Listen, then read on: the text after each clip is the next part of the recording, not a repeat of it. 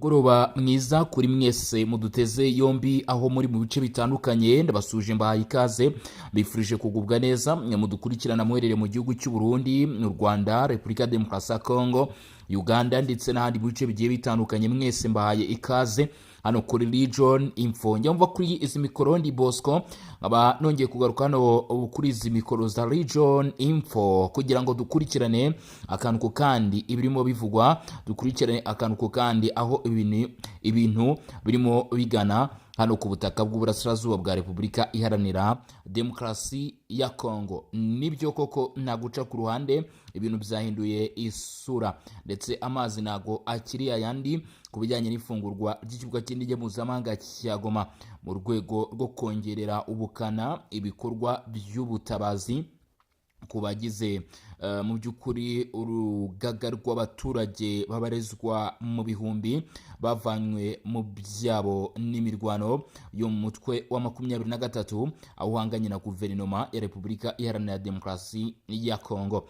Igihugu nk'Ubufaransa cyemeje gushyira imbaraga zose zishoboka ndetse n'umuhate wose ushoboka mu gufungura ikibuga cy'indege mpuzamahanga cya Goma cyongeye kuba cyari koroza. Abahanga bati mu 23 isa naho yahawe amasaha ntarengwa yo kuba yafunguye ikibuga cy'indege mpuzamahanga cya Goma ndetse yavanye n'abasirikare bayo cyangwa se abarwanyi bayo kuri ubutaka bw'iki kibuga cy'indege. Ibi kandi bishobora kugira ingaruka zikomeye cyane kuri bimwe bihugu by'akarere birimo n'u Rwanda, kimwe mu bihugu bishinjwa kugira uruhare mu gufasha zinyeshyamba z'umutwe wa 23. Ibi ngo bishobora no kongerera ubukana ibirego Repubulika Demokarasi ya Kongo irega muri Arusha, mu rukiko rwa Arusha cyangwa se mu rukiko rw'akarere k'Afurika y'ibiyaga bigari ICC, aho bishobora kuba byagira n'izindi ngaruka kuri ibi bihugu. Leta ya Repubulika Demokarasi ya Kongo nayo imaze kwemeza ifungurwa ry'ikibuga cy'indege ku mugaragaro cya Goma. Ni mu gihe kandi mu by'ukuri ijambo ryavuzwe na Repubulika Demokarasi ya Kongo ryahawe agaciro na perezida w'Ubufaransa ubwo yari muri Afurika y'Epfo mu nama ya G20. Ifungurwa ry'ikibuga cy'indege cya Goma, Ubufaransa burashyira igitutu kuri 23 mu gihe ibikorwa bya gisirikare n'ubutabazi bikomeje kwiyongera. Ni mu gihe umutekano mu burasirazuba bwa Repubulika Iharanira Demokarasi ya Kongo ukomeje kuba ikibazo gikomeye. Ubufaransa burimo kugira uruhare rukomeye mu gusaba ko ikibuga cy'indege cya Goma gifungurwa bidasubirwaho nyuma yaho gikomeje kugenzurwa n'umutwe wa 23 ndetse n'abafatanyabikorwa bawo mu nama ya G20 yabereye muri Afurika y'Epfo. Perezida w'Ubufaransa Emmanuel Macron yagaragaje ko uruhande rwa Repubulika Demokarasi ya Kongo rwakoze ibisabwa byose mu rwego rwa tekinike n'ubuyobozi kugira ngo ikibuga cy'indege cya Goma gisubukure imirimo, ariko 23 mu Bufaransa 23 n'abafasha uyu mutwe ngo bananiwe kwerekana ubushake bwo gutera iyi ntambwe. Yagize ati ntabwo mbona ko imbaraga zashyizweho na 23 n'abafite mu maboko ikibuga cy'indege cya Goma kugira ngo gifungurwe, ariko ni mu gihe Repubulika Demokarasi ya Kongo yujuje ibisabwa byose nsaba impande zose zibishinzwe ku rwego rw'abagira neza n'ubutabazi ko zazamura umuvuduko mu gukemura iki kibazo ku bw'inyungu za rubanda. Aya magambo ya Macron yagaragaje ko Paris cyangwa se Ubufaransa busanzwe buhagaze mu ruhande rwo gusaba umuti wihuse wa Goma ndetse no kugarura ibikorwa remezo ku murongo, cyane cyane mu gihe umutekano urimo kwifata nabi mu bice bya Masisi, Rucuru ndetse na Sake. Abafaransa mu burasirazuba bwa Kongo, uruhare rw'Abafaransa muri bibazo ntirugarukira mu magambo. Mu cyumweru gishize itsinda ry'abahagarariye ubuyobozi bwa Paris ryageze muri Kivu y'Amajyaruguru rigirana ibiganiro n'abayobozi bo mu nzego z'umutekano barimo na guverineri w'intara ya Kivu y'Amajyaruguru, akaba n'umuyobozi ku rwego rw'ingabo General Major Samu Kakure. Ibyo baganiriye byibanze ku bufasha bw'Ubufaransa mu kurinda ibikorwa remezo bya Goma, ifungurwa ry'ikibuga cy'indege ku nyungu z'ubutabazi n'ubucuruzi, ibyo Paris isaba ku gutuma amasezerano y'amahoro yubahirizwa. Ibyo byose rero biri mu byaganiriweho muri iri tsinda. Abasesenguzi bavuga ko uru ruzinduko rw'abahagarariye Paris rugaragaza ko iki gihugu mu by'ukuri kiri kwinjira mu kibazo cya Repubulika Demokarasi ya Kongo mu buryo bweruye kurusha uko byari bisanzwe, mu gihe Perezida Macron akomeje kuvuga ko abaturage aribo babazwa n'imyanzuro y'imitwe itwaje intwaro irengagiza uburenganzira bwa muntu. hano bigaragaza ko icyo Macron yashatse kuvuga arerekana ko isura yo kuba bagize umutwe wa 23 birengagiza ifungurwa ry'ikibuga cy'indege cya Goma bisa nk'ibigize icyaha, kuko ibyo iyi myanzuro y'iyi mitwe iteza ni uko abo baturage babura ubutabazi bagakomeje gushenjagurwa mu buzima bubi babayemo. Abasesenguzi nabo bakaba babishimangira bavuga ko mu by'ukuri abaturage aribo babazwa n'imyanzuro y'imitwe itwaje intwaro yirengagiza nkana uburenganzira bwa muntu. Gusa bajya baca umugani mu kinyarwanda ngo agaho kari kuwundi karahandurika. Nk'ubu aba bayobozi bo mu mutwe wa 23 bagira batya bakinangira bakanga ko ikibuga cy'indege mpuzamahanga cya Goma gifungurwa, abaye aribo bari mu buzima. Abaturage ibihumbi n'ibihumbi bagiye bahunga bava mu byabo bahura n'ingaruka zibageraho. Nanone hari n'abari mu byabo ariko batagifite na kimwe cyo kubarengera.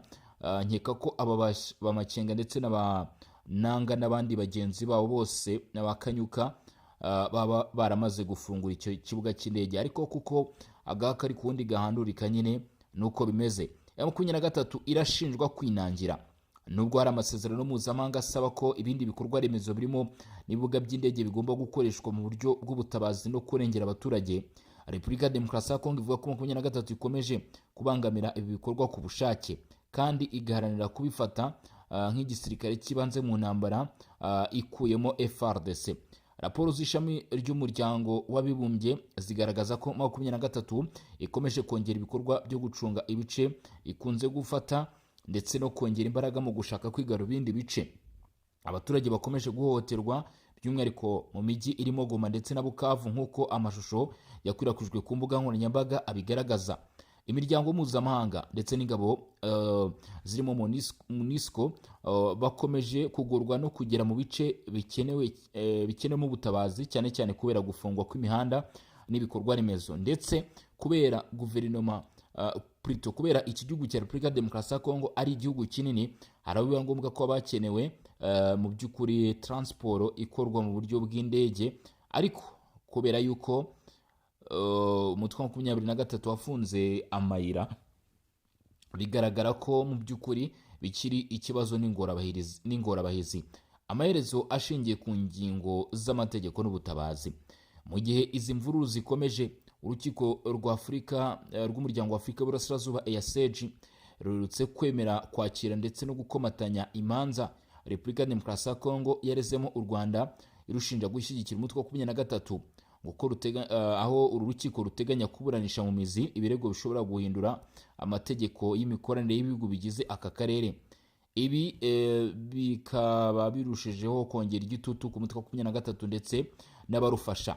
Ni mu gihe Ubufaransa na bimwe mu bihugu by'i Burayi bitangiye kugaragaza ko ikibazo cyo mu burasirazuba bwa Kongo kitakiri icya Kongo gusa, ahubwo ari ikibazo mpuzamahanga gikeneye igisubizo gihamye. Ku rundi ruhande rwa Kinshasa, ubuyobozi bw'ingabo FARDC bwasobanuye ko bukomeje gufata ingamba zose zo guhagarika ihohoterwa ryibasira abaturage, bukomeza gusaba amahanga gushyira igitutu kuri 23 wemere gufungura ikibuga cya Goma ndetse n'indi miyoboro y'ingenzi. Mu gihe imirwano ikomeje kwiyongera mu bice byinshi, ikibuga cy'indege cya Goma cyahindutse ikimenyetso gikomeye cy'urwego rw'iki kibazo, ndetse niba kigorwa byaba intambwe mu kuvuga ngo gifunguye bya intambwe nziza y'amahoro. Niba kigumye mu maboko ya 23 byakomeza kuba urufunguzo mu by'ukuri rw'ibibazo bikomeye cyane, ndetse bivugwa ko bishobora no kongera imeneka ry'amaraso ku butaka bw'uburasirazuba bwa Repubulika ya Demokarasi ya Kongo, akomeje kumvikana ndetse no kugaragara imirwano. Ibyo byose rero hagasabwa ingufu ndetse n'imbaraga kugira ngo hashyirweho uburyo bwo kubikemura, naho bitabaye ibyo mu by'ukuri abaturage bagakomeza kugurwa n'ubuzima. Umutwe wa 23 rero urashinjwa kwinangira, naho kandi Ubufaransa ndetse na Repubulika ya Demokarasi ya Kongo barasaba ibihugu birimo ibifasha uyu mutwe ndetse nawo ubwa ku giti cyawo kuva ku izima, ndetse ukemera ko abaturage bahabwa ubutabazi, ukareka gukomeza kwinangira. Ni mu gihe abasesenguzi bo bagaragaza ko imyanzuro mibi ifatwa n'imitwe yitwaje intwaro ku butaka bw'uburasirazuba bwa Repubulika ya Demokarasi ya Kongo birangira igize ingaruka mu buryo bumwe se cyangwa ubundi ku baturage, nyamara abo muri iyi mitwe bicaye batengamaye bameze neza rwose, ubona ko nta kibazo na kimwe mu by'ukuri baba bifitiye. Ibyo rero bikaba ari ngombwa ko cyangwa se hakaba hasabwa ko byahagarara, mu by'ukuri abaturage bakabona uburenganzira bwabo ku buzima bwabo, uburenganzira bw'ubutabazi.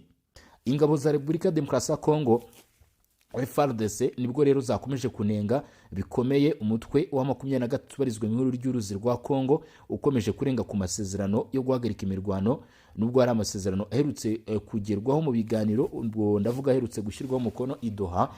Mu kiganiro n'itangazamakuru cyabaye kuri uyu wa gatandatu, ubwo twari tariki 22 mu masaha mu gitondo, nibwo umuvugizi w'igisirikare cya Leta ya Repubulika Demokarasi ya Kongo, muramuzi niwe wita General Major Sylvain Ekenge Bomusa, yavuze ko buri munsi umutwe w'inyeshyamba za 23 ubarizwa mu ihuriro ry'uruzi rwa Kongo urimo uragaba ibitero ku birindiro byabo ndetse ukomeje kurenga ku masezerano yo guhagarika imirwano.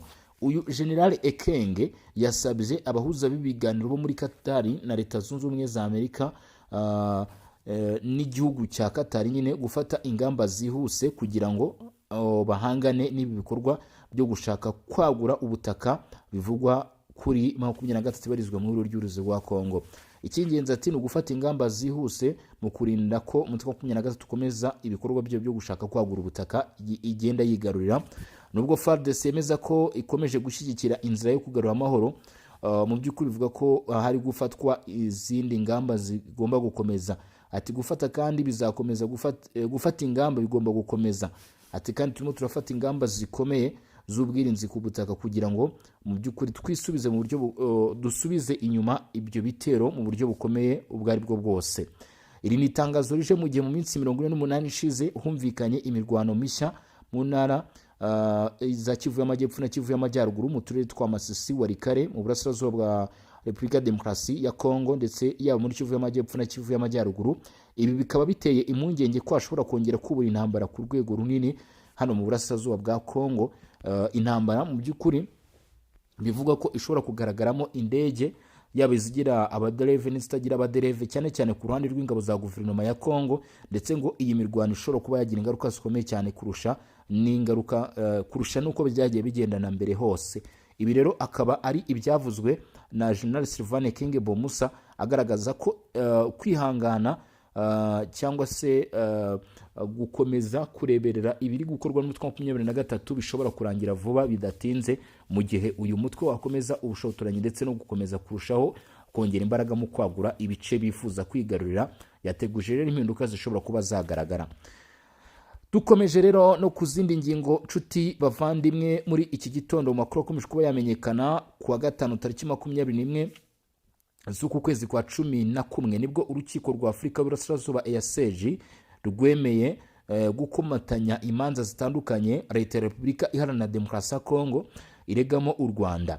Ni mu rubanza rurebana n'ibirego by'igerageza mu gutera igihugu ndetse no kurenga ku burenganzira bwa muntu mu ntara zirimo Kivu y'Amajyepfo na Kivu y'Amajyaruguru.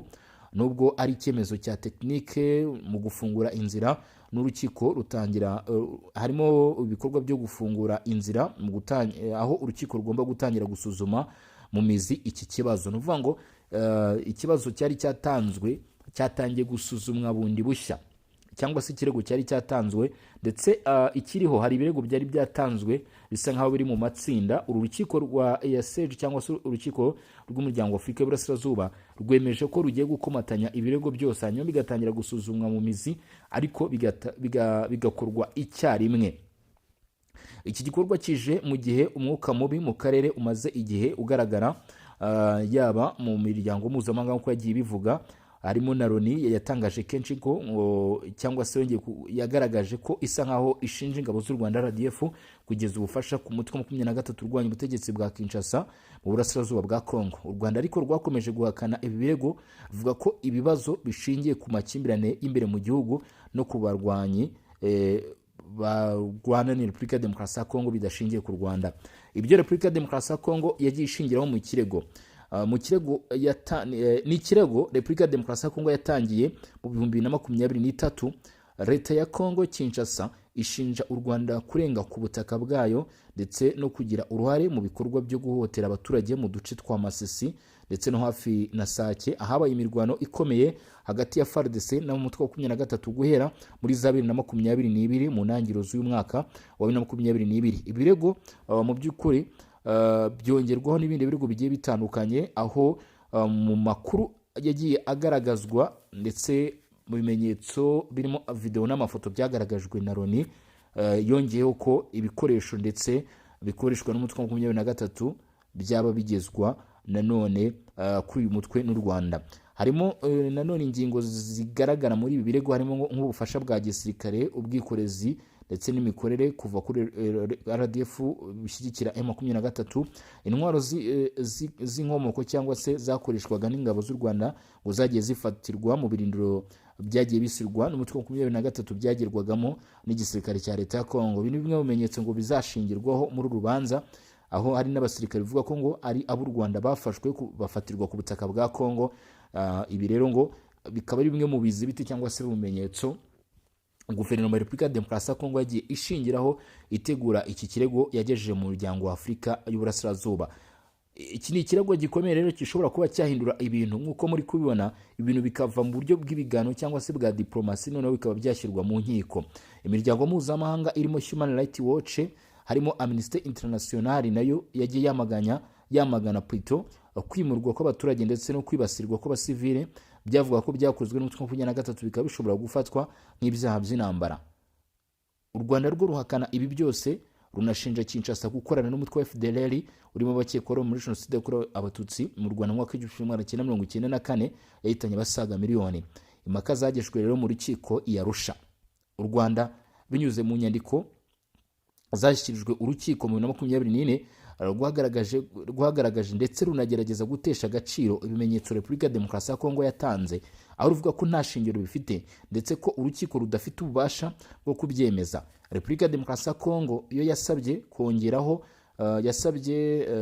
yaje gusaba kongeramo ibindi bimenyetso. Bivuga ngo nyuma yaho itangiye ikirego mu 2023 leta ya Repubulika ya Demokarasi ya Kongo yavuze ko hari n'ibindi bimenyetso simusiga cyangwa se ibizibiti yagiye ibona, yifuza ko yokongeramo ibindi bimenyetso birimo inyandiko zashyizwe mu Cyongereza ziturutse mu nzego zayo ndetse na raporo z'umuryango w'abibumbye. Urukiko rwafashe icyemezo ko izi mpande zose zizumvwa hamwe ndetse urubanza rufungurwe mu iburanishwa ry'urubanza ruherewe mu mizi. Urubanza rushobora guhindura amategeko, imikorere ndetse n'amatekano mu karere ka Afurika y'ibiyaga bigari mu gihe abantu bakekaga yuko ari bisanzwe. Iyi ni rumwe mu manza za mbere zigaragaza ko igihugu kimwe cyakoresheje urukiko rw'akarere mu kurega ikindi gihugu cyarugizeho igisebo cy'agasuzuguro n'igitero cya gisirikare. Abasesenguzi mu bya politike muri Afurika bavuga ko uru rubanza rushobora gutanga umwanya wo gushimangira inshingano z'ibihugu ku birebana no gushyigikira imitwe yitwaje intwaro, gutangiza uburyo bushya bwo gukemura amakimbirane y'umutekano mu nzira z'amategeko aho kugira ngo bishingirwe gusa ku biganiro. Iyi ni imwe mu ngingo ikomeye cyane ngira ngo ngusubiriremo, gutangiza uburyo bushya bwo gukemura amakimbirane y'umutekano mu nzira z'amategeko aho kugira ngo bishingirwe gusa ku biganiro, ari nayo ngingo ya mbere mu ziteye ubwoba bishobora kugaragara nyuma y'uko iki kirego rero gisuzumwe. Hari guhindura umubano wa politike n'igisirikare mu karere k'ibiyaga bigari. Abashakashatsi bo mu itsinda rya Conflict Research Group muri University de Grand bavuga ko igihe urubanza ruzaba rumaze kurangira rushobora guhindura uko impaka z'akarere zimaze imyaka myinshi zicungwamo, zigahezwa mu biganiro aho kunyura mu mategeko. Bivuze ngo uru ni urubanza cyangwa se ni ikirego gishobora gutuma ibibazo tubana hano mu karere ka Afurika y'ibiyaga bigari bishobora gutangira gushyirwa mu nkiko, bigakemurirwa mu nkiko, hakazamo n'ibihano aho kugira ngo bikomeze kubaho bikemurwa mu biganiro bya diplomasi cyangwa se mu buryo bwa politike, aho abenshi banavuga ko ngo bidatanga umusaruro.